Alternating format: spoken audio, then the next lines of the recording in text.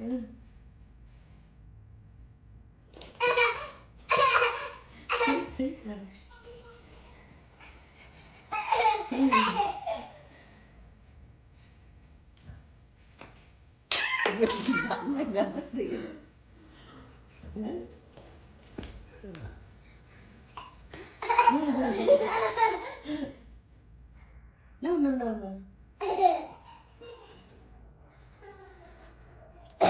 Chậm lại, slow down một chút.